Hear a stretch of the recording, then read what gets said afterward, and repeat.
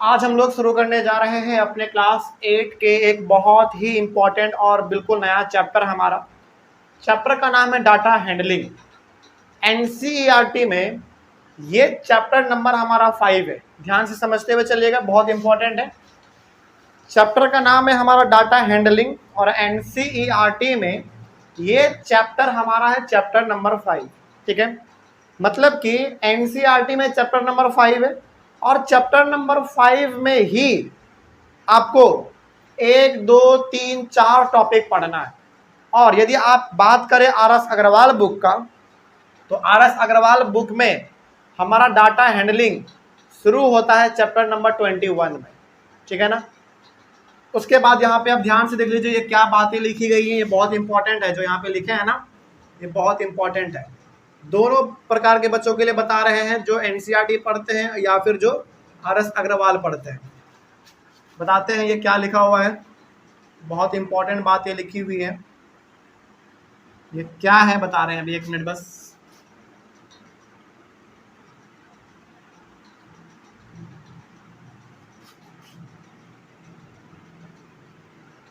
देखिए, जब आप एनसीईआरटी के अकॉर्डिंग देखेंगे, तो जब हम लोग एनसीईआरटी के अकॉर्डिंग चल रहे होंगे तो केवल हमारा चैप्टर खत्म होगा एक, वो क्या होगा, डाटा हैंडलिंग।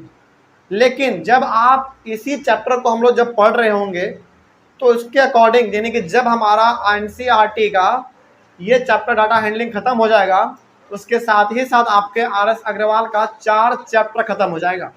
समझेगा ध्यान से। पहला चैप्टर होगा हमारा RS अग्रवाल का डाटा हैंडलिंग, उसके बाद constructing and interpreting bar graph, उसके बाद पाई चार्ट और उसके बाद प्रोबेबिलिटी। मतलब कि RS अग्रवाल में ये अलग चैप्टर है, ये अलग है, ये अलग है और वो अलग है। आप ध्यान से देखेंगे तो RS अग्रवाल में हमारा चैप्टर नंबर 21 है, ये 22 है, ये 23 है और ये हमारा 24 है। इसका मतलब हो गया कि जब हम लोग अपने एनसीईआरटी के अकॉर्डिंग हमारा चैप्टर डाटा हैंडलिंग खत्म कर देंगे तो RS अग्रवाल का आपका अपने आप 4 चैप्टर भी खत्म हो जाएगा। इसका मतलब ये भी हो गया कि ये चारों का चारों चैप्टर RS अग्रवाल का 21, 22, 23 और 24 एनसीईआरटी में एक ही चैप्टर में दिया गया है, वो भी किसमें, डाटा हैंडलिंग में। कोई दिक्कत अब इसमें? तो यहाँ पे आप लोग ये समझ के चलिएगा कि जब हमारा चैप्टर डाटा हैंडलिंग खत्म हो जाएगा पूरी तरीके से, इसका मतलब कि हमने RS अग्रवाल के 4 चैप्टर को खत्म कर दिया, 21, 22, 23 और 24, क्योंकि इन्हीं चारों चैप्टर का हमारा जो है ना एक ही बार में मिला के दे दिया, किसमें, एनसीईआरटी वाले में। अब कोई डाउट नहीं है इसमें? चलो, इस तरीके से आपको समझना है। हालांकि हम लोग किसके बुक के अकॉर्डिंग चल रहे हैं, एनसीईआरटी बुक के अकॉर्डिंग चल रहे हैं। तो एनसीईआरटी के अकॉर्डिंग जब हमारा डाटा हैंडलिंग खत्म हो जाएगा तो आप समझ जाइएगा कि डाटा हैंडलिंग RS अग्रवाल का खत्म तो हो ही गया, साथ ही साथ ये तीनों चैप्टर भी हमारा खत्म हो गया, 21, 22, 23 और 24। तो शुरू किया जाए। हमारा बिल्कुल एक खूबसूरत सा चैप्टर है हमारा, चैप्टर का नाम डाटा हैंडलिंग। समझते हैं, चला एकदम बिल्कुल समझे ध्यान से। डाटा हैंडलिंग चैप्टर को शुरू करने से पहले सबसे पहले आपको ये बताएंगे कि आखिर डाटा होता क्या है, क्योंकि जब तक आप डाटा नहीं समझेंगे तब तक आप डाटा को हैंडल कैसे करेंगे, क्योंकि चैप्टर का नाम ही है हमारा डाटा हैंडलिंग। क्या हैंडल करना है आपको, डाटा हैंडल करना है। लेकिन यह डाटा है क्या, चलिए अब हम लोग अपने चैप्टर का शुरुआत करते हैं। तो इसमें ना कुछ अलग अलग इंपॉर्टेंट टर्म्स है, उन सभी को आप लोग समझते हुए चलिएगा, बहुत इंपॉर्टेंट है। सबसे पहला नंबर पे ही है हमारा डाटा। तो ये चैप्टर समझ में आ गया ना, मतलब कि किस प्रकार से एनसीईआरटी में और किस प्रकार से RS अग्रवाल में। तो 1 2 3 4 ये चारों चैप्टर हमारा अलग अलग है, किसमें, RS अग्रवाल में। लेकिन ये चारों का चारों चैप्टर हमारा किसमें मिला हुआ है, एक ही में, एनसीईआरटी में। वो कौन चैप्टर, डाटा हैंडलिंग में मिला हुआ है। तो जब हम लोग अपने एनसीईआरटी के अकॉर्डिंग डाटा हैंडलिंग खत्म कर देंगे तो आप समझ जाइएगा कि हमारा ये चारों चैप्टर भी खत्म हो गया RS अग्रवाल से। ठीक है ना। चलिए, तो सबसे पहले हम लोग समझेंगे कि आखिर डाटा होता क्या है। चलिए बिल्कुल एकदम ध्यान से समझिएगा ये क्या है। It is a collection of information. क्या लिख रहे हैं, सारा कुछ बताएंगे, अभी पहले खड़े हो जाइए। It is a collection of information in the form of numerical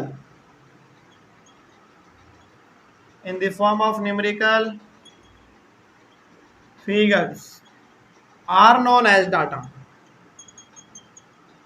are known as data. इसका मतलब क्या हुआ, चलिए एग्जांपल लेते हैं, आपको समझ में आएगा क्या है। पूरा समझाएंगे, अभी एक एक पॉइंट को हम समझाएंगे। पहले एक एग्जांपल ले लेते हैं, जैसे हाइट ऑफ 6 प्लेयर्स किसमें दिए होंगे, सेंटीमीटर में दिए हुए होंगे। मतलब कि यहाँ पे हमारे पास एक खिलाड़ी कौन कौन सा, जैसे हमारे पास 6 प्लेयर है, 6 खिलाड़ी है, उन 6 खिलाड़ी का हमको क्या निकालना है, हाइट निकालना है, वो भी किसमें, सेंटीमीटर में निकालना है। तो मान लीजिए कि पहले खिलाड़ी का है 80 सेंटीमीटर, सपोज करना है बस आपको, दूसरे का 70, तीसरे का 50, चौथे का 90, पांचवे का 100 और छवें का है 120 सेंटीमीटर। बस एग्जाम्पल के तौर पे हमने आपको ये बताना चाहा है। अब समझिए कि पूरा ये डाटा होता क्या है। देखिए ध्यान से क्या लिखा गया है, it is a collection of information in the form of numerical figures are known as data. मतलब ये हो गया कि इंफॉर्मेशन हमारा होना चाहिए किस फॉर्म में, नंबर के फॉर्म में, न्यूमेरिकल के फॉर्म में, तो वही हमारा कहलाएगा डाटा। जैसे यहाँ पे ध्यान से देखिए, हमारे पास एग्जांपल दिया गया है 6 प्लेयर का हाइट, इसमें सेंटीमीटर में है। तो पहले प्लेयर का 80 है, उसके बाद 70, 50, 90, 100 और 120। तो ये हमारे पास 6 खिलाड़ी का क्या है, हाइट है। तो ये 6 खिलाड़ी का जो हमारे पास हाइट है, क्या ये इंफॉर्मेशन का कलेक्शन है कि नहीं, मतलब कि ये हमको इन्फॉर्मेशन दे रहा है कि नहीं। बेसिकली हमको ये तो बता ही रहा है ना कि देखो पहले का इतना है, दूसरे खिलाड़ी का इतना है, तीसरे खिलाड़ी का इतना है। क्या ये हमारा नंबर के फॉर्म में है, पहला बात नंबर के फॉर्म में भी है। दूसरा बात, क्या ये हमको एक इन्फॉर्मेशन दे रहा है, इन्फॉर्मेशन भी दे रहा है। तीसरा बात, क्या ये कलेक्शन में है, कलेक्शन का मतलब हो गया क्या 2 से ज़्यादा है, बिल्कुल ज़्यादा है। तो जब भी आपको इन्फॉर्मेशन मिले, वो भी बहुत सारा इन्फॉर्मेशन मिले, किस फॉर्म में, नंबर के फॉर्म में मिल जाए इन्फॉर्मेशन, तो वो हमारा कहलाएगा डाटा।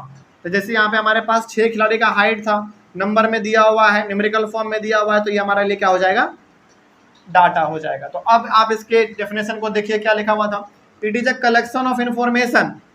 इंफॉर्मेशन का क्या होना चाहिए, कलेक्शन होना चाहिए, मतलब कि बहुत सारा इंफॉर्मेशन मिलना चाहिए आपको, बहुत सारा जानकारी मिलना चाहिए, वो भी किस फॉर्म में, इन the form of numerical figure, मतलब कि वो नंबर के फॉर्म में आपको जानकारी मिलना चाहिए, तो वही हमारा कहलाएगा डाटा। कोई दिक्कत इसमें।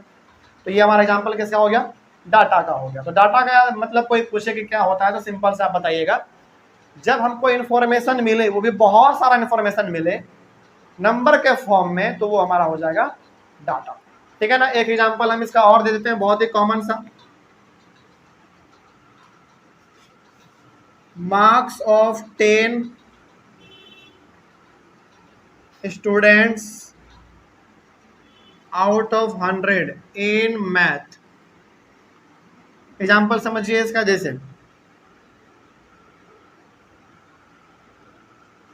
15, 20, 50, 30, 45, 35, 39, 40, 55, 80। कितना हो गया, 1 2 3 4 5 6 7 8 9 एंड 80 कर लीजिए। अब देखिए, क्या ये भी हमारा एक डाटा का एग्जाम्पल कहलाएगा। देखिए मान लीजिए कि आपके क्लास में 10 बच्चे हैं और आपके टीचर ने क्या किया, आपके क्लास में आके मैथ का टेस्ट लिया, कितने नंबर का, 100 नंबर का। उन 100 नंबर में से आपके पास टोटल क्लास में बच्चे कितने हैं, ऐसे समझिए, आपके क्लास में टोटल 10 बच्चे हैं, मैथ का टेस्ट हुआ 100 नंबर का। पहले बच्चे ने लाया 15 नंबर, दूसरे बच्चे ने 20, उसके बाद 50, 30, 45, 35, इस प्रकार से हर एक बच्चे ने अपना नंबर लाया। तो क्या ये हमारा नंबर के फॉर्म में इंफॉर्मेशन दिया गया है, बिल्कुल नंबर के फॉर्म में है। दूसरा बात, क्या ये हमारा कलेक्शन के फॉर्म में है, मतलब कि कलेक्शन का मतलब क्या, बहुत सारा इंफॉर्मेशन है, बिल्कुल है। तो ये भी हमारा क्या कहलाएगा, डाटा ही कहलाएगा। कोई डाउट इसमें। अब तो ये हमारा होता है डाटा। अब आ जाइए आप, दूसरे नंबर पे हमारा आता है रॉ डाटा।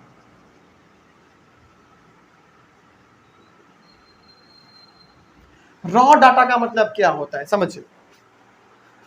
रॉ डाटा का मतलब होता है वो इंफॉर्मेशन जो कि आपको सबसे पहले मिला है और उस इंफॉर्मेशन के साथ आपने कुछ नहीं किया है, बस आपको मिल गया है, आपने सुन लिया, बस बात खत्म। बात समझ आ रही है? तो यहां पर हम लोग इसका डेफिनेशन लिखेंगे, इसका हम लोग थोड़ा सा लिख लेंगे, information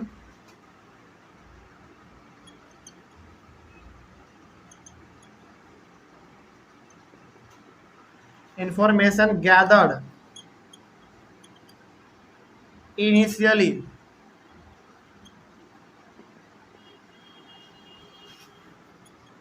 is called raw data. इसका मतलब समझिए पहले क्या होता है। इंफॉर्मेशन गैदर्ड इनिशियली, इनिशियली का मतलब क्या है, सबसे पहले आपको इंफॉर्मेशन मिला और आपने उस इंफॉर्मेशन को बस सुन लिया और आपने कुछ नहीं किया, रिएक्शन मतलब कि आपने बस सुना, बस बात खत्म। जैसे मान लीजिए कि आप जैसे सपोज कीजिए कि आपका ना कल क्लास में टेस्ट हुआ था मैथ का 100 नंबर का, और आज आप अचानक स्कूल गए, सबसे पहले आपको इन्फॉर्मेशन मिलता है कि इतने बच्चे का मतलब कि इसका इतना नंबर आया, इसका इतना नंबर आया, इसका इतना नंबर आया। तो सबसे पहले आपको इन्फॉर्मेशन मिला, वही हमारा इन्फॉर्मेशन कहलाता है, सबसे पहला वाला इन्फॉर्मेशन हमारा कहलाता है रॉ डाटा। बस सिंपल सा बात है। तो डाटा और रॉ डाटा में फर्क क्या है? डाटा का मतलब होता है बहुत सारा डाटा होना चाहिए, किस फॉर्म में? नंबर के फॉर्म में होना चाहिए, तो वो हमारा कहलाता है डाटा। रॉ डाटा का मतलब क्या हुआ? वो डाटा जो कि सबसे पहले आपको मिला और आपने बस उसको सुन लिया, बात खत्म। मतलब कि इन्फॉर्मेशन सबसे पहले आपको मिला, आपने उसको सुन लिया, आपको सबसे पहले इन्फॉर्मेशन मिल गया, आपने उसको सुन लिया, बस बात खत्म। वही है हमारा रॉ डाटा। कोई डाउट है इसमें? चलिए, रॉ डाटा के बाद आगे बढ़ जाते हैं हम लोग। रॉ डाटा यदि आपको समझ में आ गया है तो हम लोग इसमें अब आगे बढ़ेंगे। इसके बाद हमारा आता है तीसरे नंबर पे रेंज।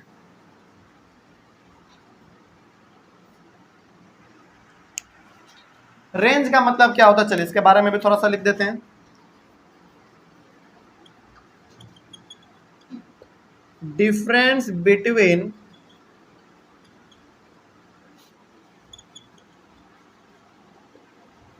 बिटवीन हाईएस्ट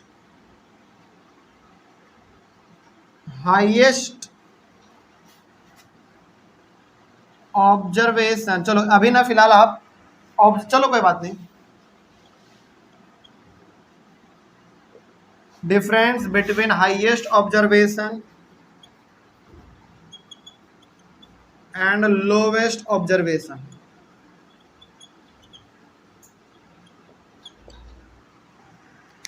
रेंज का मतलब क्या होता है? देखिए, रेंज का मतलब होता है, अभी ना आप फिलहाल ये काम कीजिए,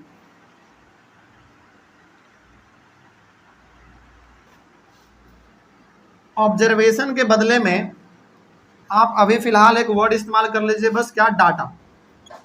क्योंकि अभी ऑब्जर्वेशन आपको हम नहीं समझाएंगे ना, आपको समझ में नहीं आएगा कि सर ये आखिर ऑब्जर्वेशन है क्या, क्योंकि ऑब्जर्वेशन 5 मिनट के बाद हमको समझना ही है। ठीक है, तो इसका मतलब क्या हुआ आप समझिए। इसका मतलब है कि आपके पास ना बहुत सारा डाटा दिया गया है, उनमें से जो सबसे हाईएस्ट वाला डाटा है उसका और सबसे नीचे वाला जो डाटा है, उन दोनों के बीच में डिफरेंस कितने का है, मतलब कि दोनों को माइनस कर दो, जितना हमारा आया वही हमारा कहलाएगा रेंज। एग्जाम्पल लेते हैं इसका, जैसे हाँ, हाईएस्ट माइनस लोवेस्ट, तो वही हमारा कहलाएगा रेंज। इसका एग्जाम्पल लेते हैं, जैसे देखिए, चलिए इसका एग्जाम्पल ना यहाँ पे हम लोग इसका एग्जाम्पल ले लेते हैं, यहीं पे देखिए, जैसे हमारे पास यही एग्जाम्पल लेते हैं दोबारा हाइट वाला प्लेयर का, हाइट ऑफ 6 प्लेयर्स किसमें है? सेंटीमीटर में है। क्या दिया गया था? 80, उसके बाद 70, 50, 90, 100 एंड 120। देखिए, रेंज का मतलब होता है कि आपके पास डाटा दिया गया है, इस डाटा में सबसे ऊंचा वाला डाटा आपको कौन सा दिख रहा है? सबसे ऊंचा वाला मतलब सबसे बड़ा वाला 120 दिख रहा है, और सबसे छोटा वाला कौन सा दिख रहा है? सबसे छोटा वाला हमारा 50 दिख रहा है, तो इन दोनों के बीच में डिफरेंस कितने का होगा माइनस करना है बस इसमें, तो यही हमारा कहलाता है रेंज। तो यहाँ पे अब आप लिख देंगे range equals to highest data minus lowest data. मतलब कि जो सबसे बड़ा डाटा दिया गया है उसमें आप सबसे छोटे वाले डाटा को माइनस कर दिए, जो आंसर आएगा वही हमारा कहलाएगा रेंज। बस बात खत्म। तो यहाँ पे हमारा बताइए सबसे हाईएस्ट कितना दिया गया था, 120 दिया गया था, और सबसे लोएस्ट कितना दिया गया था, 50 दिया गया था, तो कितना होगा 70। तो हमारा रेंज कितना आ गया, 70 आ गया। तो रेंज का मतलब हमारा यही होता है, सबसे हाईएस्ट डाटा में से सबसे लोवेस्ट डाटा को आप माइनस कर दो, वही हमारा रेंज कहलाता है। और कोई दिक्कत इसमें? चलिए आगे बढ़ते हैं। चौथा नंबर के बाद 5वें नंबर पे आप आइए, और 5वें नंबर पे है हमारा अरे, ARRAY। अरे का मतलब क्या होता है, देखिए जब आप डाटा को असेंडिंग में या फिर डिसेंडिंग में क्या कर दो, अरेंज कर दो, तो वही हमारा कहलाता है अरे। सिंपल सा मतलब है। देखिए यहाँ पे क्या है, क्या, अच्छा ये 4th नंबर है, सॉरी इसके लिए सॉरी, चौथा वाला नंबर है।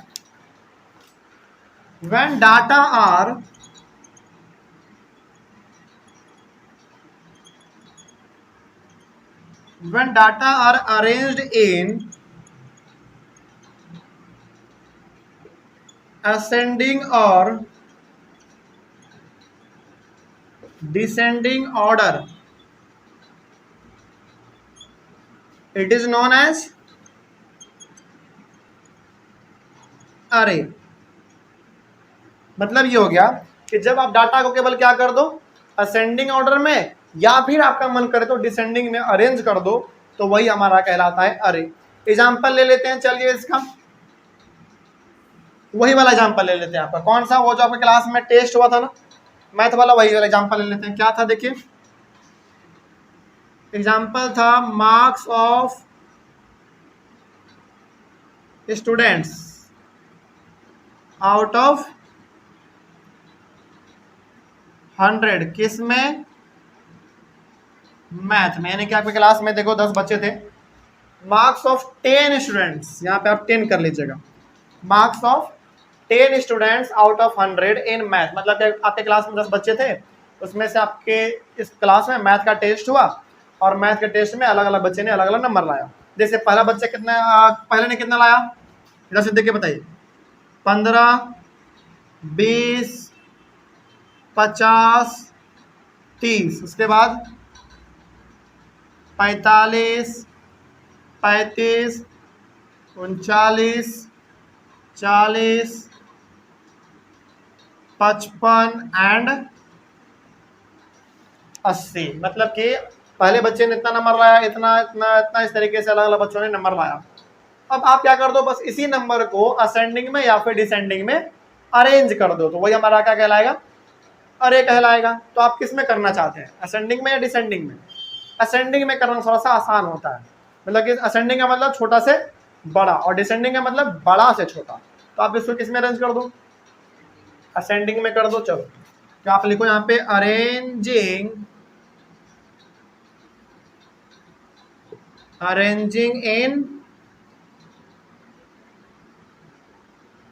Ascending order, arranging in ascending order. Ascending order में आप इसको अरेंज कर दो। चलिए बताइए इसमें सबसे छोटा कौन है हमारा, उससे बड़ा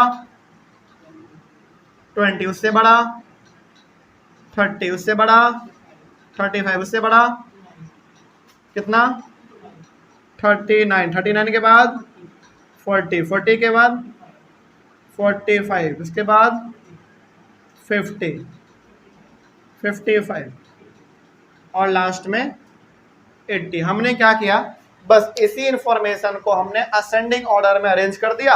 आप चाहें तो इसको डिसेंडिंग में भी कर सकते हैं, तो वही हमारा कहलाएगा अरे। बस इसमें और कोई बड़ा बात नहीं। अच्छा डिसेंडिंग में कैसे करेंगे, जो लास्ट में वो पहले पे आ जाएगा, फिर ये, फिर ये, फिर ये, इस तरीके से, और ये वाला सबसे हमारा पीछे चल जाएगा। तो ये हो गया हमारा अरे और इसमें कोई बड़ी बात नहीं है, इसमें कोई दिक्कत, अब जल्दी बोलिए, आगे बढ़े हम लोग। चलो, उसके बाद हमारा 5वें नंबर पे आता है अरे के बाद observation.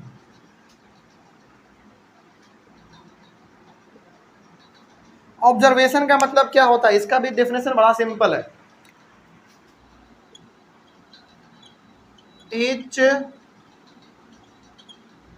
each numerical figure in a data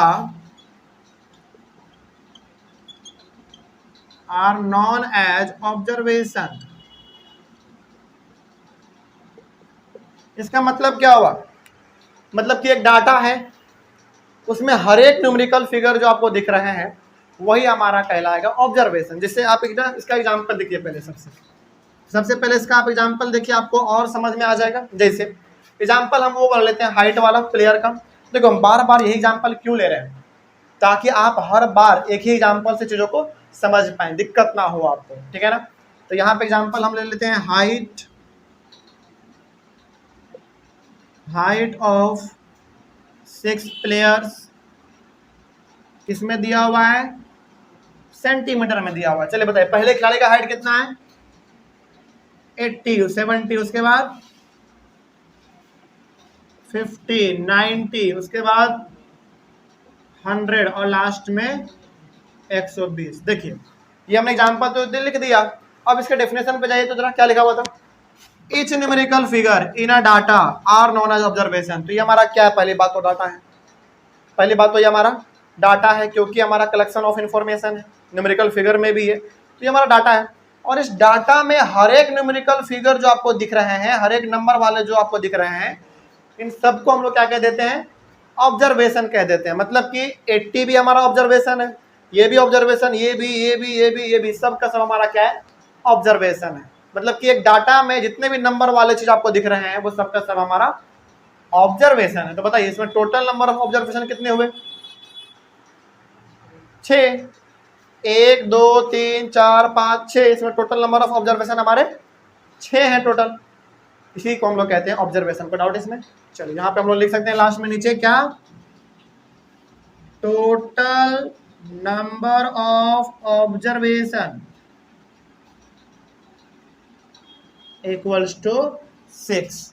तो इसमें हमारे टोटल नंबर ऑफ ऑब्जर्वेशन कितने हैं, 6 हैं। तो इसमें हर एक फिगर जो आपको दिख रहा है ये सब का सब हमारा ऑब्जर्वेशन ही कहलाता है। आगे बढ़ सकते हैं हम लोग, इसमें कोई डाउट? अच्छा बताइए, तो इस वाले में टोटल नंबर ऑफ ऑब्जर्वेशन हमारे कितने हैं, 10। इसमें टोटल नंबर ऑफ ऑब्जर्वेशन 10 है। 1 2 3 4 5 6 7 8 9 10 है इसमें। कोई दिक्कत अब इसमें? तो ये हमारा हो गया ऑब्जर्वेशन, भी आपको समझ में आ गया, कोई दिक्कत नहीं ना अब इसमें, बात समझ में आ रही है? चलिए अच्छा, अब एक बात बताइए, यहाँ पे अब क्या हम लोग इस डाटा को हटा के ऑब्जर्वेशन लिख दे तो कोई दिक्कत होगा अब इसमें? इसीलिए हमने यहाँ पे, याद कीजिए जब हम यहाँ पे ऑब्जर्वेशन लिखे थे तो उसको काट के हमने क्या लिखा था, डाटा लिखा था। क्यों लिखा था? क्योंकि यदि वहां पे आपको ऑब्जर्वेशन समझ जाते हैं ना तो आपको समझ में नहीं आता। अब यहाँ पे आप ऑब्जर्वेशन लिख लीजिएगा,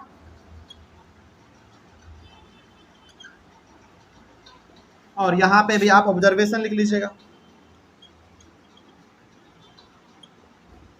अब समझ में आया क्या है? कोई दिक्कत नहीं ना अब इसमें? क्या लिखा हुआ देखो, difference between highest observation and lowest observation. मतलब कि जो हमारा सबसे बड़ा वाला है ऑब्जर्वेशन, मतलब कि न्यूमेरिकल वैल्यू, और जो सबसे नीचे वाला, दोनों का आपस में क्या कर दो, माइनस कर दो, वही हमारा क्या कहलाता है, रेंज कहलाता है। तो यहाँ पे अब आप क्या लिखोगे, हाईएस्ट, डाटा ना लिख के क्या लिखोगे, ऑब्जर्वेशन लिखोगे। Highest observation minus lowest observation.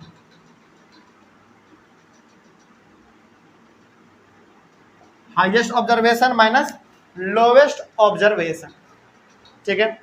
तो अब इसमें यहां तक मेरे को डाउट किसी को है तो सबसे पहले बोलिए, क्योंकि हम लोग आगे बढ़ेंगे। अब आगे बढ़ जाए,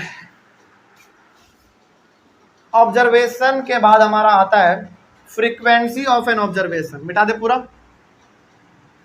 चलो देखा जाए आगे।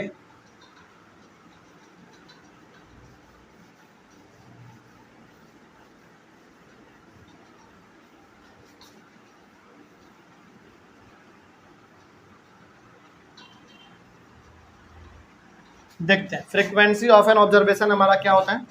5 के बाद 6 नंबर पे आ जाइए। फ्रीक्वेंसी ऑफ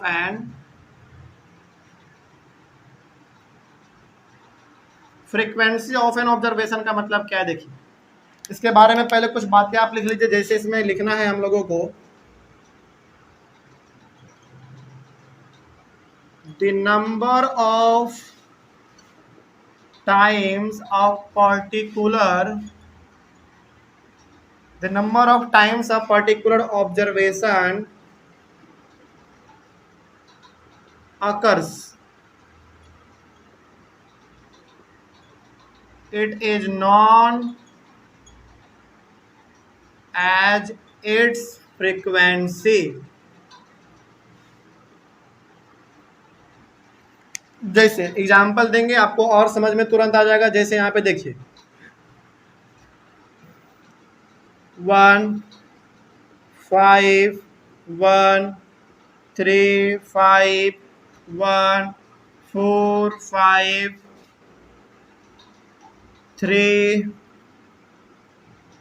2 3 6 3 9, ये हमारे पास कुछ नंबर दिए गए हैं। समझिएगा ध्यान से। आपको ऑब्जर्वेशन समझ में आया? ऑब्जर्वेशन क्या होता है?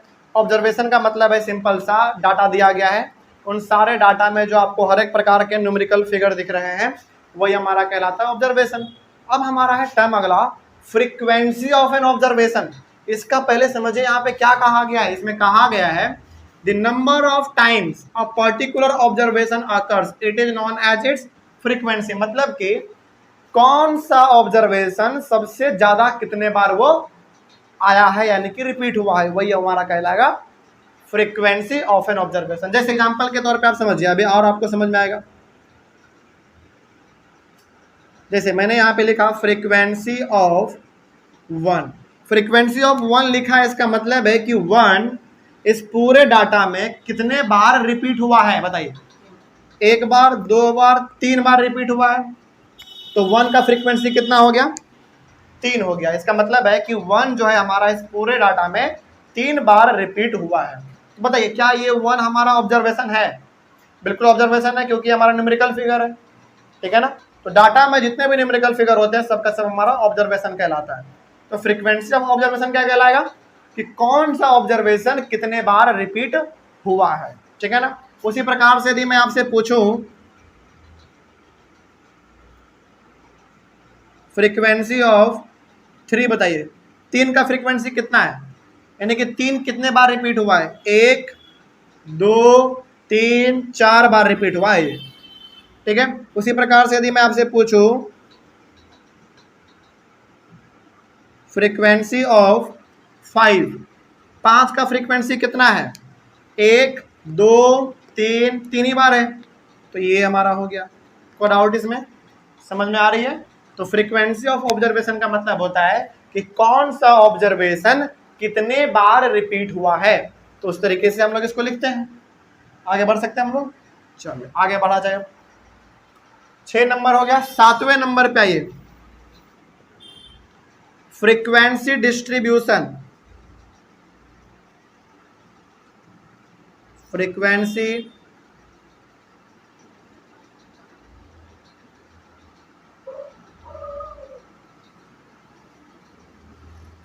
डिस्ट्रीब्यूशन का मतलब क्या होता है? जब हम लोग डाटा को टेबल के रूप में लिख देते हैं तो वही हमारा कहलाता है फ्रीक्वेंसी डिस्ट्रीब्यूशन। तो यहां पे हम लोग लिख देंगे इसका definition,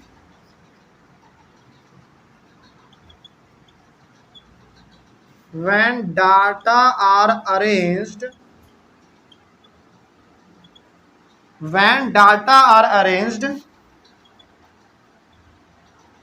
in the form of, किस फॉर्म में? Table. when data are arranged in the form of table, it is known as frequency distribution, और इसी को हम लोग कहते हैं फ्रीक्वेंसी डिस्ट्रीब्यूशन। इसका एग्जांपल भी समझेंगे अभी हम लोग।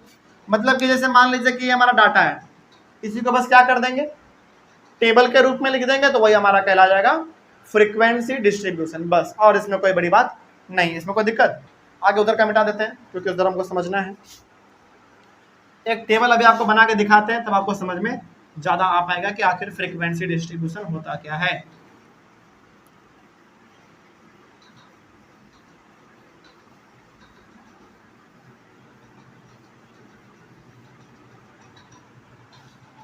चलिए एग्जाम्पल इसका बताते हैं, इसके बाद यहाँ पे लिखिएगा, ठीक है ना, नीचे के बाद यहाँ पे इसका एग्जाम्पल देखिए। जैसे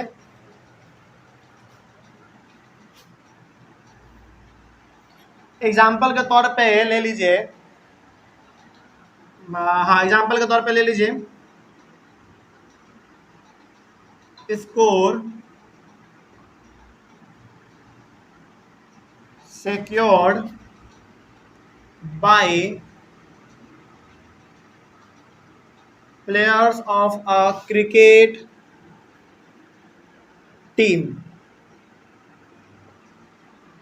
score secured by players of a cricket team, मतलब कि क्रिकेट टीम है, वो मैच खेला दूसरे किसी क्रिकेट टीम के साथ, तो उस टीम के हर एक प्रकार के प्लेयर ने कितने कितने रन मारे, है ना। चलिए देखते हैं, score secured by players of a cricket team. जैसे यहाँ पे समझिए,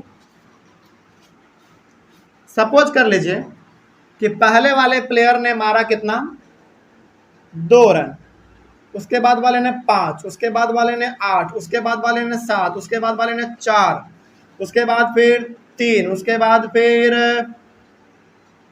फिर से 7, उसके बाद फिर 9, उसके बाद फिर 12, उसके बाद फिर 1 2 3 4 5 6 7 8 9, और उसके बाद फिर मान लीजिए, चलिए 15 मान लेते हैं, 15 नहीं मानते हैं, चलिए 16 मान लेते हैं।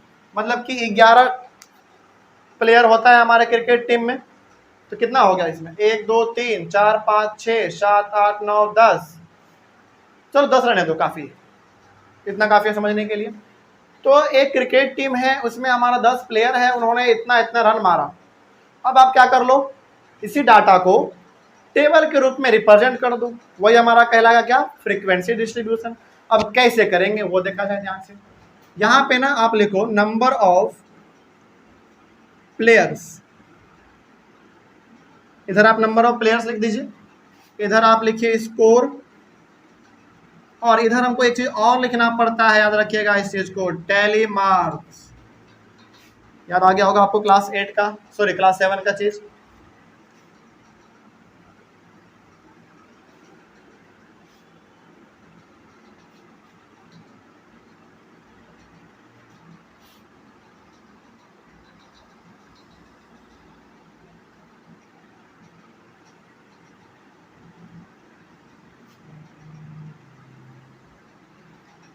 ये आप टेबल बना दो बस इस तरीके से, और टोटल 10 प्लेयर है तो 10 बॉक्स आप बनाएंगे, 2 3 4 5 6 7 8 9 और ये 10। चलिए अब यहाँ पे आप जरा ध्यान से देखिए, इसमें करना क्या है हम लोगों को, बेसिकली नंबर ऑफ प्लेयर में आप लिखो पहला प्लेयर, यानी कि पहले वाले प्लेयर ने कितना रन मारा, 2 रन, तो आप यहाँ पे लिख दो 2। उसके बाद दूसरे प्लेयर ने कितना मारा, 5 रन। उसके बाद तीसरा, चौथा, पांचवा, 6 7 8 9 और 10। बताइए तीसरे वाले प्लेयर ने कितना मारा, 8, उसके बाद वाले ने 7, फिर 4, फिर 3, उसके बाद फिर 7, उसके बाद 9, उसके बाद 12 और उसके बाद 16। ये हमारे नंबर ऑफ प्लेयर हैं और उन्होंने कितना कितना रन बनाया वो हमारा यहाँ पे लिखा हुआ है। अब सर टैली मार्क में क्या करना पड़ता है, टैली मार्क बड़ा आसान है, जब आपने क्लास 7 में पढ़ा होगा तो कोई बात नहीं, हम लोग समझ लेते हैं। यहाँ पे 2 लिखा हुआ है ना, 2 के लिए बस हम यहाँ पे 2 लाइन ऐसे खींचते हैं, बस 2 के लिए 2 लाइन खींच देते हैं बस। 5 के लिए क्या करते हैं संचित बताइए? बिल्कुल 5 के लिए 4 लाइन लिखेंगे, 1 2 3 4 और एक लाइन ऐसे पूरा काट देंगे, तो ये हमारा 5वां हो गया। तो 5 लिखने का तरीका क्या है? 1 2 3 4 लाइन खींचेंगे और एक लाइन हम यहां से लेकर यहां पूरा काट देंगे, तो कितना हो गया? वो 5 हो गया। ठीक है, इस तरीके से हमारा टैली मार्क काम करता है। अब 8 है तो क्या करेंगे? देखिए 1 2 3 4 हो गया और आप इसको एक काट दो, कितना हो गया? 5 हो गया। बचा कितना हमारा? 3 बचा, तो 1 2 3 बाद में लिख देंगे, बात खत्म। ये करने में बड़ा मजा आता है ना, बड़ा सिंपल भी होता है। मतलब कि आपको क्या करना है, 5 आ गया तो पहले 4 लाइन खींचो और उसको काट दो, उसके बाद फिर 6ठा 7वां 8वां ऐसे होता है, इसमें याद रखिएगा। जैसे यहाँ पे हमारा 5 था तो हमने 4 लिख के एक काट दिया, 8 है इसमें तो क्या करेंगे, पहले 4 लाइन खींच के एक लाइन काट देंगे, तो 5 हो गया हमारा। बचा कितना? 3, तो 3 बाद में खींच देंगे। उसके बाद फिर हमारा यहाँ पे 7 है तो क्या करेंगे फिर, 1 2 3 4 और ये 5 6 7, ठीक है। उसके बाद फिर हमारा 4 है, 1 2 3 4, बस 4 में नहीं काटना होता है, 5 होगा तब काटेंगे, 6 होगा तब काटेंगे, 7 होगा तब काटेंगे, लेकिन 4 तक काटना नहीं होता है। बस आराम से कर दीजिए इसको। फिर 3 है, 1 2 3, फिर 7 है, काटना पड़ेगा, 1 2 3 4 और ये 5 6 7, ओके। उसके बाद 9 है तो 1 2 3 4 4 और ये 5, बचा कितना? 4, तो 1 2 3 4, क्या 4 में काटते हैं? नहीं, 5वां आ जाएगा ना तब काट देंगे। 12 है अब यहाँ पे, देखते हैं, 1 2 3 4 5 6 7 8 9 10, कितना बचा? 2 बचा, तो 10 11 12 हो गया। उसी प्रकार से आगे बढ़िए, 16 है इस बार, 16 है इस बार, क्या करेंगे देखिए, 1 2 3 4 और ये 5 6 7 8 9 और ये 10 11 12 13 14 1 15 और ये 16, बस इस तरीके से इसमें करना होता है। कोई दिक्कत इसमें? बात समझ आ रही है ना? तो इस तरीके से हमको ये करना है। हालांकि, और हाँ याद रखिएगा इस बात को, ये हमारा क्या था? फ्रीक्वेंसी डिस्ट्रीब्यूशन था।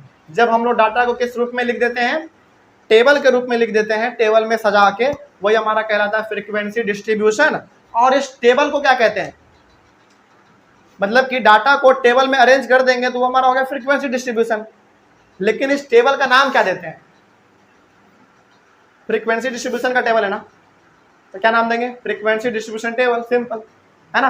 तो यहाँ पे ऊपर में आप लिख दीजिएगा फ्रीक्वेंसी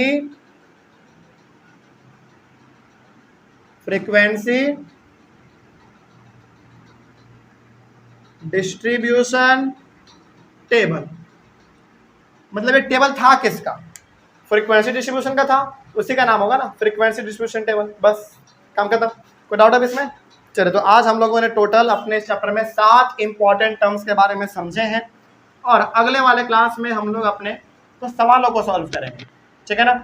उसके बाद हमारा जो है ना पहला वाला टॉपिक खत्म होगा, डाटा हैंडलिंग। किस बुक से? RS अग्रवाल से। क्या एनसीईआरटी से खत्म हुआ अभी तक? नहीं, RS अग्रवाल में ये हमारा कल जो है ना ये वाला पूरा खत्म हो जाएगा। उसके बाद हम लोग ये चलेंगे, लेकिन जब तक हम वो पूरा नहीं खत्म करेंगे तब तक एनसीईआरटी के हिसाब से खत्म होने वाला नहीं है। तो एनसीईआरटी में तो एक ही चैप्टर है हमारा, डाटा हैंडलिंग बस। RS अग्रवाल में से क्या हो गया है? 4 अलग अलग चैप्टर निकल गया है। तो इन सभी को हम लोग एक एक करके खत्म करेंगे। कोई डाउट है इसमें? चलिए, तो मिलेंगे हम लोग अपने अगले वाले क्लास में। तब तक के लिए thank you very much and have a nice day. आज हम लोग अपने चैप्टर डाटा हैंडलिंग को आगे बढ़ाएंगे, और हमारे पास आज 2 सवाल है, ठीक है ना। पिछले वाले क्लास में हम लोगों ने बेसिकली एक टर्म डिस्कस किया था, फ्रीक्वेंसी डिस्ट्रीब्यूशन, है ना। तो फ्रीक्वेंसी डिस्ट्रीब्यूशन में बेसिकली हम लोग क्या करते हैं, जो हमारे पास डाटा दिया रहता है उसी को हम लोग टेबल के रूप में अरेंज कर देते हैं, ठीक है ना। तो वही हमारा कहलाता है फ्रीक्वेंसी डिस्ट्रीब्यूशन।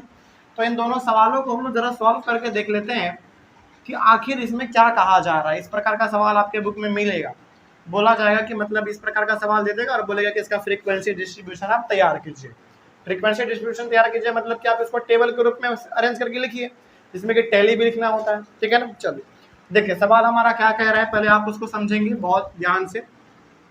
सवाल कह रहा है कि the number of members in 20 families are given below, यानी कि हमारे पास यहाँ पे 20 फैमिली है 1 2 3 4 5 6 7 8 9 10 11 12 13 14 15 16 17 18 19 20। हमारे पास यहाँ पे टोटल 20 फैमिली है। और पहले फैमिली के पास कितना है, 4 मेंबर है। दूसरे फैमिली के पास 6 मेंबर है। तीसरे के पास 5 मेंबर, उसके बाद फिर 5 मेंबर, उसके बाद फिर 4 मेंबर। इस प्रकार से अलग अलग फैमिली के पास अलग अलग मेंबर हैं, ठीक है ना। हमको क्या करना है, prepare a frequency distribution of the data. इस डाटा का हमको एक फ्रीक्वेंसी डिस्ट्रीब्यूशन तैयार करना है। तो तैयार करने के लिए आपके पास 3 चीज होना चाहिए, 3 कॉलम। याद कीजिए कल वाला क्लास। चलिए हम लोग पहले 3 कॉलम अपना बनाते हैं, बहुत ही ध्यान से बनाइएगा इसको। इसका सॉल्यूशन यहाँ से चालू होता है। सबसे पहले आप यहाँ पे लिखिए number of members, number of members, उसके बाद नंबर ऑफ फैमिलीज, उसके बाद आप फिर लिखिए यहाँ पे टैली मार्क्स, टैली मार्क्स। अच्छा, नंबर ऑफ फैमिलीज को हम लोग फ्रीक्वेंसी भी कहते हैं, याद रखिएगा। इसको हम लोग फ्रीक्वेंसी के नाम से भी जानते हैं। अब आप इसका टेबल बनाइए।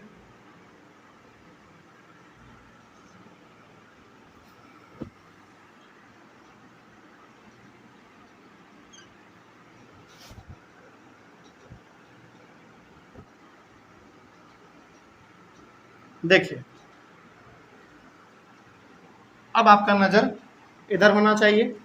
इसमें क्या कहा जा रहा है, सबसे पहले तो यहाँ पे समझिए, ये जो हमारा पहले हमने लिखा नंबर ऑफ मेंबर, उसके बाद हमने नंबर ऑफ फैमिलीज लिखा, और उसके बाद फिर हमने टैली मार्क्स लिखा।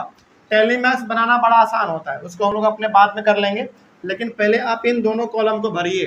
कैसे भरना होता है देखा जाए इसको ध्यान से। इसमें हमको कहा जा रहा है कि नंबर ऑफ फैमिलीज लिखो, ठीक है ना, लेकिन यहाँ पे नंबर ऑफ मेंबर पहले लिखो। तो सबसे पहले आप यहाँ पे ये देखिए कि सबसे छोटा नंबर आपको कौन सा दिख रहा है, 3 दिख रहा होगा सबसे छोटा। तो आप यहाँ पे ये पता कीजिए कि 3 हमारा जो है वो कितने बार है। 3 हमारा 1 2 3, सॉरी ध्यान से देखिएगा, 1 2 3, 3 और 1 4, 3 कितने बार है, 4 बार है। तो सबसे पहले अब सवाल है कि सर 3 और 4 किधर किधर लिखें। सबसे पहले आप ये समझ लीजिए, मतलब कि हमारे पास 1 2 3 और 4 बार है 3, ठीक है ना। तो 3 जो यहाँ पे है वो क्या बता रहा है हमको, मेंबर बता रहा है। यहाँ पे जो हमारा ये सब लिखा हुआ है वो मेंबर बता रहा है कि देखो भाई पहले फैमिली के पास इतना मेंबर, फिर दूसरे के पास इतना मेंबर, इस प्रकार से। तो 3 मेंबर जो है, यानी कि 3 मेंबर कितने फैमिली के पास है, 4 फैमिली के पास है। तो 4 यहाँ पे लिख देंगे और 3 हम लोग इधर लिख देंगे, यानी कि नंबर ऑफ मेंबर वाले कॉलम में नंबर ऑफ मेंबर लिखेंगे। और ये 3 मेंबर कितने फैमिली के पास है, 4 फैमिली के पास है। इसका मतलब हो गया कि यदि हमारे मोहल्ले में 20 फैमिली रहता है तो 20 फैमिली में से 4 ऐसे फैमिली हैं जिसके घर में कितने कितने मेंबर हैं, 3 मेंबर है, ठीक है ना। ये हमारा पहला काम हो गया। आगे बढ़ते हैं। उसके बाद अब 3 मेंबर वाला काम हो गया। 4 मेंबर वाला आप देख लेते हैं, 1 2 3 4, 4 मेंबर कितने फैमिली के पास है, 4 फैमिली के पास है। तो 4 मेंबर वाला 4 फैमिली के पास है, मतलब कि मेरे मोहल्ले में 4 ऐसे फैमिली हैं जिसके घर में 4 मेंबर रहते हैं, ठीक है ना। तो ये वाला भी हमारा काम कंप्लीट हुआ। उसके बाद आगे बढ़िए। फिर उसके बाद आप 5 वाला देख लेते हैं कि कितने फैमिली के पास 5 मेंबर है। तो 1 2 3 4 5 6 7, यानी कि 5 मेंबर जो है वो कितने फैमिली के पास है, 7 फैमिली के पास है। Very good. तो इस तरीके से हम लोग यहाँ पे कर लेंगे इसे। अच्छा एक बात पहले आप लिख लीजिए, उसके बाद बताते हैं। 7 के बाद और कुछ है क्या, 3 4 5 हो गया, 6 वाला भी दिया गया है। 6 वाला भी देख लीजिए, 1 2 3, है ना, यानी कि 6 मेंबर जो है कितने फैमिली के पास है, 3 के पास है। और हमारा लगता है कुछ और छूट रहा है इसमें। अच्छा 7 वाला भी अभी आएगा, चलिए कोई डाउट इसमें। अब तो इस तरीके से हमने ये कर लिया, यानी कि 3 ऐसे फैमिली हैं जिसके पास 6 मेंबर है। है। उसके बाद एक अब बात कर लेते हैं कि ऐसे कितने फैमिली हैं जिसके पास 7-7 मेंबर हैं। तो एक हमारा यहाँ पे है और एक हमारा यहाँ पे है, तो 7-7 मेंबर जो है वो 2 फैमिली के पास है। हो गया ना। तो ये हमारा क्या था, नंबर ऑफ फैमिलीज था, इसी को हम लोग फ्रीक्वेंसी भी कहते हैं, याद रखिएगा इस बात को। तो हमारा टोटल फैमिली कितना है, 20 फैमिली है। तो इन सबको काउंट करके देखें तो क्या 20 आ रहा है, 4 4 8, 8 और 7 15, 15 3 18 और 2 20, बिल्कुल 20 आ गया हमारा, बिल्कुल 20 आ गया टोटल। ठीक है ना। आगे बढ़ते हैं, तो यहाँ पे आप लिख लीजिएगा टोटल 20। अब इसका टेली मार्क बनाना होता है, बड़ा आसान है टेली मार्क बनाना। टेली मार्क कैसे बनाते हैं, जैसे 4 है हमारा, तो 4 के लिए 1 2 3 4 लाइन, फिर 4 है तो 1 2 3 4 लाइन। उसके बाद फिर हमारे पास 7 है, तो 1 2 3 4 5, सॉरी 5 तो हमारा लाइन कर देंगे तो 5 लाइन हो गया, 4 लाइन ऐसे ऐसे और एक काट दिया तो 5 6 7। ठीक है। उसके बाद 3 है तो 1 2 3, उसके बाद 2 है 1 2, बस बात खत्म। तो इस तरीके से हमारा ये पूरा का पूरा फ्रीक्वेंसी डिस्ट्रीब्यूशन टेबल तैयार हो गया। आगे बढ़े हम लोग। तो इसी प्रकार का क्वेश्चन हमारा एक और वो वाला है, देख लीजिए उसको भी। इसमें ये भी बड़ा इंटरेस्टिंग क्वेश्चन है, बहुत आसान भी है।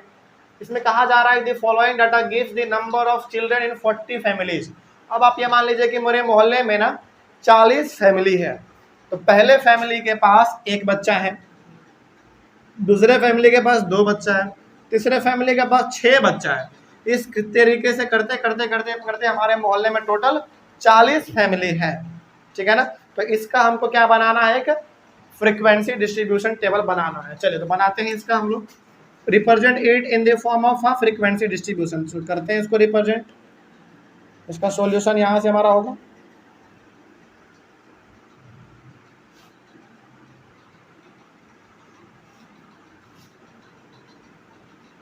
तीन कॉलम बनाएंगे। यहाँ पे हम लोग लिख देंगे number of children, number of children इधर लिखेंगे। अच्छा एक मिनट, और यहाँ पे लिखेंगे नंबर ऑफ फैमिलीज, और यही वाला हमारा क्या कहलाता है, फ्रीक्वेंसी कहलाता है। उसके बाद इधर लिखेंगे हम लोग टैली मार्क्स। एक बात यहाँ पे आप बहुत इंपॉर्टेंट तरीके से ध्यान रखिएगा कि देखो बहुत सारे बच्चों को ना दिक्कत होता है कि सर फ्रीक्वेंसी किसको मानेंगे। तो आप फ्रीक्वेंसी हमेशा उसको मानिएगा जो कि यहाँ पे डाटा दिया गया। जैसे हमारा 40 फैमिली है, तो 40 फैमिली को ही आप क्या मानिएगा, फ्रीक्वेंसी मानिएगा। ठीक है ना। इस तरीके से हमारा चलता है। चलिए आगे बढ़ते हैं।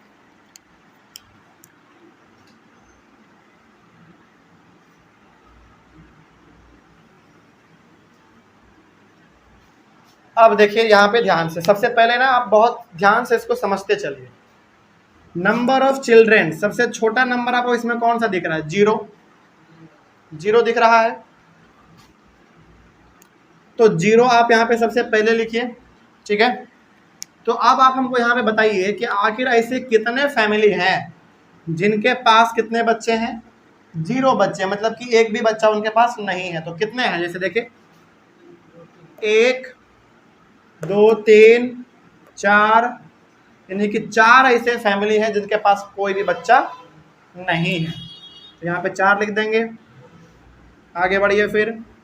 अब उसके बाद 0 के बाद कौन सा दिख रहा है आपका नंबर, एक कितने बार है, 1 2 3 4 5 6 7, यानी कि एक एक बच्चा जो है वो कितने फैमिली के पास है, 7 फैमिली के पास है। Very good.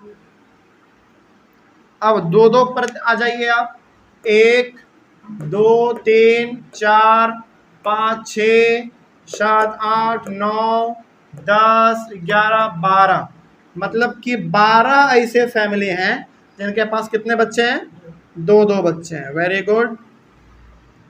अब आ जाइए 2 के बाद 3 पे, 3 देखा जाए, 1 2 3 4 5, यानी कि 5 ऐसे फैमिली हैं जिनके पास तीन तीन बच्चे हैं।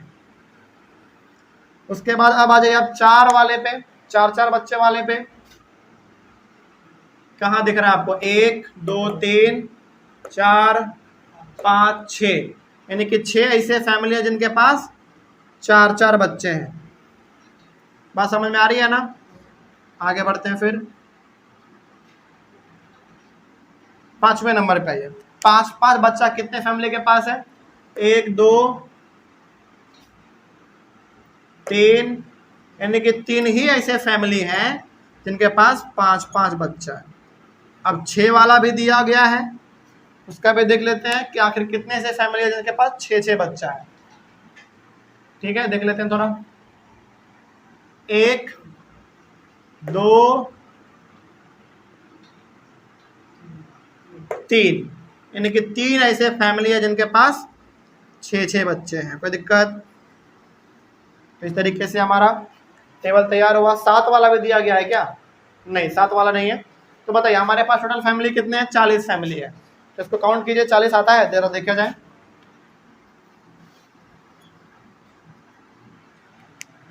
7 4 11, 11 और 12 23, 23 और 5 28, 28 और 6 34, 34 और 3 34, 37, 37 और 3 40, आ गया 40। बिल्कुल सही है। समझ में आ गया बात? कोई दिक्कत इसमें? अब चलिए आगे बढ़ा जाए अब। और ये हम लोग इसको फ्रीक्वेंसी भी कहते हैं, इस बात को आप ध्यान में रखिएगा। और टेली मार्क बनाना बड़ा आसान होता है। 4 है तो 1 2 3 4, 7 है तो 1 2 3 4 5 6 7 हो गया। उसके बाद फिर 12 है, 1 2 3 4 5 6 7 8 9 और ये 10 11 12। ठीक है। उसके बाद फिर 5 है तो 1 2 3 4 और ये 5। उसके बाद फिर 6 है तो 1 2 3 4 1 5 और ये 6। 3 है तो 1 2 3 और फिर 3 है तो 1 2 3। कोई दिक्कत इसमें? समझ में आई है बात? चलिए, तो इस तरीके से आप इसको नोट कीजिए सबसे पहले। तो ये वाला टॉपिक हमारा आज कंप्लीट होता है, इसमें कोई दिक्कत नहीं ना? तो इस प्रकार का जब भी आपसे फ्रीक्वेंसी टेबल पूछा जाए, सॉरी फ्रीक्वेंसी डिस्ट्रीब्यूशन बोले या फिर फ्रीक्वेंसी डिस्ट्रीब्यूशन टेबल बोले, इसी तरीके से आप लोग इसको बनाएंगे। आगे बढ़े हम लोग। चलो, तो आज के लिए इतना रहने देते हैं। अगले वाले क्लास में हम लोग अपने चैप्टर को आगे बढ़ाएंगे, कुछ नए कॉन्सेप्ट को हम लोग अपने अगले वाले क्लास में सीखेंगे। ठीक है ना? चलो, इसको आप लोग भी अपने कॉपी में ऑनलाइन वाले बच्चे कॉपी कर लीजिएगा। तो मिलेंगे हम लोग अपने अगले वाले क्लास में, और हम लोग कुछ अपने अगले वाले क्लास में नए टर्म और कुछ नए टॉपिक को डिस्कस करेंगे। और हाँ, याद कीजिए हमने इस चैप्टर को 4 अलग अलग हिस्सों में बांटा है। पहले वाले क्लास में याद कीजिए, यानी कि पिछले वाले क्लास में हम लोगों ने कहा था आपसे, मतलब हम लोगों ने बात किया था कि बेसिकली आप एनसीईआरटी के अकॉर्डिंग देखेंगे तो ये चैप्टर हमारा मात्र 1 है, लेकिन आर.एस. अग्रवाल के हिसाब से देखेंगे तो ये चैप्टर हमारा 4 हिस्सों में बटा हुआ है। तो पहला वाला हिस्सा जो है था हमारा इधर वाला, वो आज कंप्लीट होता है। तो दूसरे वाले हिस्से में हम लोग कल एंटर कर जाएंगे। ठीक है ना? चलिए, तब तक के लिए thank you very much and have a nice day.